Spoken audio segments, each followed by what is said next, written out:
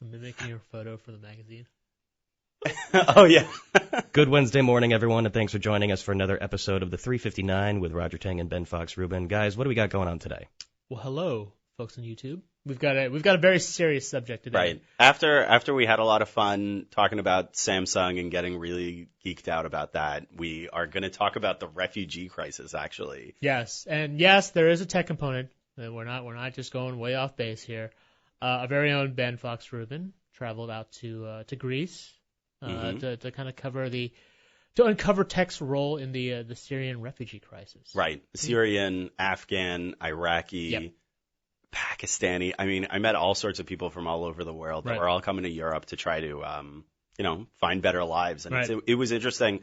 We'll talk about this more on the podcast, but it was very interesting, all the different roles tech played. Mm-hmm. When I first went over there were a lot of people that were like, why is that a tech story? And I was like, you'd be really surprised to find out how many different tech angles there actually are happening with the refugee crisis. And it's because this is really one of the first, if not just the first, refugee crises that have actually gone on in the 21st century. I believe it is, yeah. I mean, the first one in the digital age, for sure, right? Right. So there's just it's everything is like awash in technology, and including how the refugees respond to things and, how people help them, different stuff like that. How they kill their time, right? Yeah. Yeah. So we're going to get into all this. If you have any questions, as always, leave them in the comments section. Brian will pick out some of the best. Feel free to pick Ben's brain about his time and experience with the refugees. Yeah, it's a fascinating trip, fascinating experience. It is, but if you guys kind of get depressed, we can answer a Samsung question or two. So we are mindful of the fact that this is a little bit a heavy off subject. the beaten path. Yeah. So and make sure to stop by CNET and watch our incredible video series. Yes, yeah, the videos will definitely make you cry. So get ready for that. All right. Hopefully we won't do that today. Until your bad jokes. We can work with that. Yeah. All right. Let's get started with the podcast. All right, we're going to start rolling on the podcast. We're going to record for 4 minutes, and please send along your comments and questions, and we'll get back to you as soon as we're done with the taping. And here we go in 3, 2. Welcome to the 359, where we talk about the top tech news of the day and all the other crap we want to throw in. I'm Roger Chang. I'm Ben Fox Rubin. So today we're doing things a little bit differently. We're going to focus on one story, one special story. We sent our own Ben Fox Rubin and Rich Neva out to Greece to uncover tech's role in helping migrants. Now, this is a departure from the usual CNET story.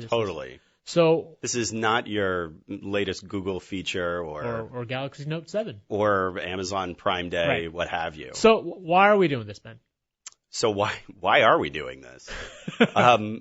It's actually interesting. I asked myself that question while I was researching the subject ahead of the trip, and then when I actually went out there, I was really surprised and fascinated to find how many different tech angles there actually were out in Greece. I mean, the thing is that this is a refugee crisis that's happening in the digital age, in the information age. Mm-hmm. So every single adult or teen refugee that we talked to had a smartphone, and they were using it to really level the playing field, to be able to find housing, food, work, different things like that. And so this was a way for them to connect with like a new environment when they're like kind of fish out of water. Well, so be specific. Like what kind of tech did you see? What exactly did people use to kind of get by? So the main story that we wrote about today was actually about squats, which are illegal houses that are opened in unused and abandoned buildings in Athens and around Greece. And the way that refugees find out about these places are either, through their contacts, like I'll check in with WhatsApp or I'll talk to somebody, in an unofficial site. And also like the squats themselves, because they operate outside of the regular protocol, because most of them are illegal. Yep. They use Twitter, Facebook groups, different stuff Some like of them that actually to have get the Facebook word out. Pages, right? There was one that has a Facebook page with almost 15,000 followers. Wow. And so they use it to set up demonstrations and get donations and different stuff like that. Right. So, and one of the other examples you mentioned in your story is the use of Skype and how Skype actually kind of failed for a lot of these refugees, right? So the Greek government, because they're really understaffed and because they have a big economic crisis that they're just trying to get past, they used Skype to try to set up one-on-one appointments for folks to try to get asylum. And it was a pretty horrible failure because, as you can imagine, I mean, like, it's hard unless you have a really serviceable Wi-Fi here in our office to actually, like, get a connection. So folks with, like, bad Wi-Fi connections and, like, thousands of people trying to get through, it was like destined to really do pretty poorly. So the Skype thing did not end up working out, and they had to actually send people out to camps to see people in person. So they had to go with the low-tech angle. So what surprised you about the trip? What surprised me about the trip was, I mean, a lot of refugees were just about every refugee that we bumped into was like super welcoming and interested in talking to us. They wanted to tell people their stories, what they'd been through, different things like that. So that was pretty incredible. Lastly, you and your team didn't leave Greece unscathed. That is correct. Tell us more about that story. Right. So one of the areas that's like a real hot spot for squats was this anarchist neighborhood in Ixaria.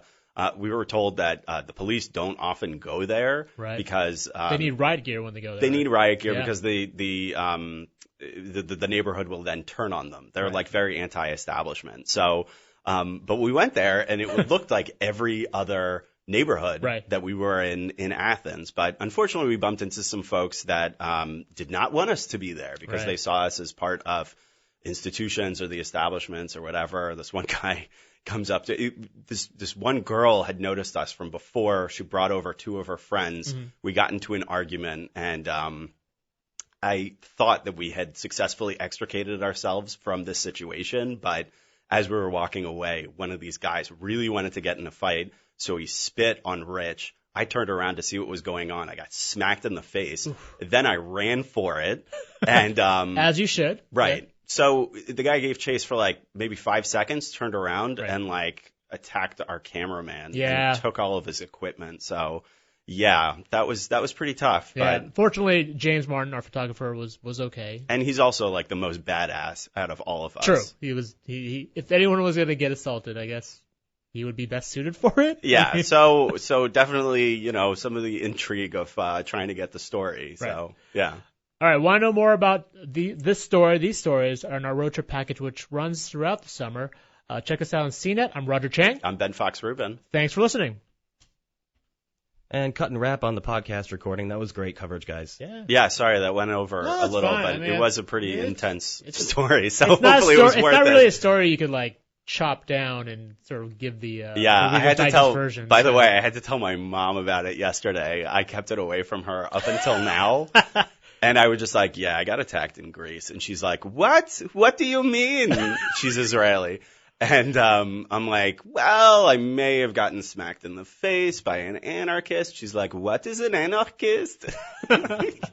So was she angry? Was she worried? She was so I did some reporting out of the West Bank last year, and she was much more nervous about that. So she's now anytime I get sent anywhere internationally, I'm going to have to hear it from Mom. No, now she knows even Greece isn't safe for her little boy. So don't worry. It was a little scary. Next year we'll like send you to Disneyland. It'll be fine. I will get mugged in Disneyland. You'll get punched Mickey Mouse and Minnie will like corner me and like beat me up or something. I just wanted to find tech in Disney. Tell me about tech.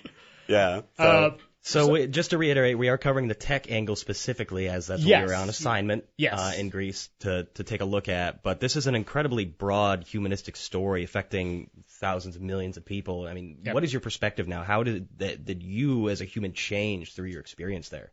I'll try not to get too political about this, but I think ultimately I find it really surprising now that I've actually been to Greece and met a lot of refugees. I find it surprising how some politicians talk about refugees in this country because, you know, the term terrorism constantly gets referenced. I mean, like, virtually everybody there escaped war because they didn't want to be there.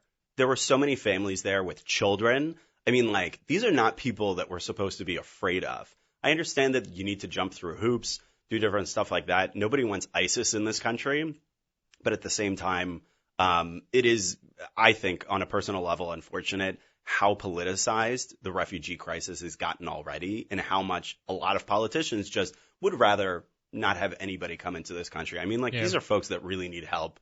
A lot of them that we met were living outdoors in really horrible conditions, and they just wanted to get away from war, or, you know, the Taliban and different stuff like that. These are not the type of folks that are our enemy. Yeah, well, and unfortunately, you know, there are countries in Europe are facing the same deal, right? There are countries that are closing their borders to a lot of these refugees. Right, and there have been attacks, absolutely, from terrorists that have snuck in along with the migrant wave. But you're talking about such a fraction of 1%, and it is really unfortunate in my mind that so many people, including children, are getting bundled into. Yeah. No, I agree. You know, like, everybody's considering these folks terrorists. I mean, like, a lot of them, almost every single one of them just needs help. No, to our readers, I definitely recommend, beyond reading Ben and Rich's stories, take a look at the videos, take a look at the galleries. James shot just a huge amount of wonderful, powerful photos. Definitely worth the look. If you're interested in this topic. Thanks. Yeah. I know this is a rare compliment from me, so just savor it, dude. I am. I didn't even know what to say. I might cry. You feel largely that we were some kind of hopeful message, help in any semblance? I mean, you really, if this was 10 years ago, do you think the technological aspect of what's going on now is a sincere benefit to what these people are going through? You're talking about, is tech actually helping them? Yes. For the most part, yes. I mean, like, we're in the information age, and so a lot of refugees have much, much easier access to information these days. Some of it is misinformation, but a lot of it is just useful information. And so they're able to access readily available very quickly on their smartphones every day, whether it's through a Facebook group or through breaking news, different things like that. It's a very fast-moving crisis, too, so things change every day, and you can't wait for, like, a news like a newspaper advertisement or bulletins or different things like that. So, and even, like, in terms of downtime, like reading your story, like some of the kids you interviewed, like they listen to Justin Bieber songs. Yeah, they're on YouTube or whatever. They're like you and I. Yeah. Maybe not us. We're really immature, but Pokemon Go. Yeah, they're not playing Pokemon Go, but no, that's a very different situation. If this was like 10 years ago, they would be sitting around not doing anything, right? Like. Yeah, there's a lot of waiting too. And I did really think that it was very interesting how a lot of these grassroots initiatives were really enabled through the internet. So that's a lot of what we wrote about. And even you guys, you use Google Translate to interview some of your subjects. Right? Yeah, we use Google Translate, and we also found a lot of the squats, which, like I said, are illegal, through Facebook groups, through independent volunteers. And, you know, like, you can walk around and, like, talk to people. They'll tell you where squats are. But for the most part, I was doing research in the U.S. and, like, I was able to find out a lot of information just from my desk, because a lot of this stuff is on the internet, and they are trying to disseminate their news and say, hey, this is what we're doing. We need donations. So, yeah, the internet enables, like, all sorts of this stuff. So, yeah. It's kind of heartening to see that, you know, in something that's so dark, that there is a kind of a glimmer of hope. Yeah. Even if it is just information. Information can be a very powerful thing. Absolutely. Yeah. It definitely changes the game.